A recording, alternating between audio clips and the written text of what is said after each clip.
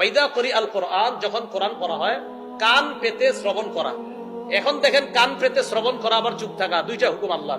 বাস ফিকে হানাফি কি বলে যে এখন কয় হাদিসে আসছে লা সালাতা ইল্লা বিফাতিহাতিল কিতাব, সূরা ফাতিহা ছাড়া নামাজই হবে না। এখন ফিকে হানাফি দুইটাকে সমন্বয় করে, আচ্ছা কোরআনে আসছে কোরআন পড়লে চুপ থাকতে হবে, হাদিসে আসছে ফাতিহা ছাড়া নামাজ হবে না।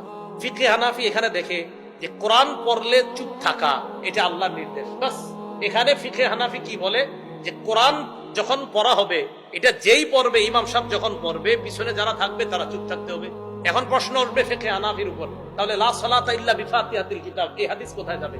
এটার ব্যাখ্যা ফিকে হানাফি এইভাবে দেয় যে লা সালাতা ইল্লা বিফাতিহাতিল কিতাব এটা লিল ইমাম আও লিল মুনফারিদ, এটা হলো ইমামের জন্য।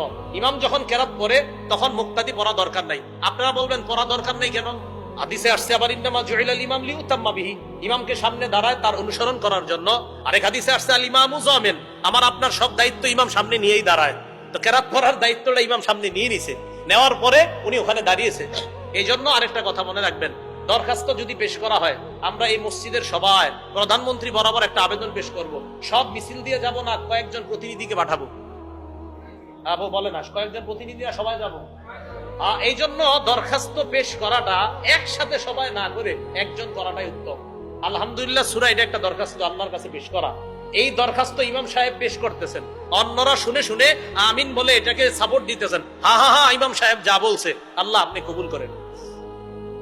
তাহলে এই বিষয়গুলা ইমাম সাহেব যখন পড়বে আমরা তখন চুপ থাকা, এটা কোরআনের নির্দেশ। তাহলে সূরা ফাতিহা কিভাবে, যে একাই কি যখন কেউ পড়বে তার সূরা ফাতিহা ছাড়া নামাজ হবে না, আর ইমাম সাহেব সূরা ফাতিহা পড়তে হবে, উনি না পড়লেও সালাত হবে না, ওয়াজিব তরক হয়ে যাবে।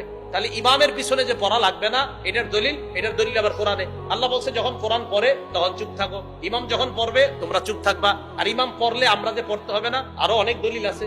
ইমাম সামনে যায় তার অনুসরণ করার জন্য, ইমাম যা বলবে পিছন থেকে শুধু অনুসরণ করব। আরেকটা কি, ইমাম যামিন, আমাদের বিষয়গুলা জিম্মায় নিয়ে উনি সামনে দাঁড়ায়।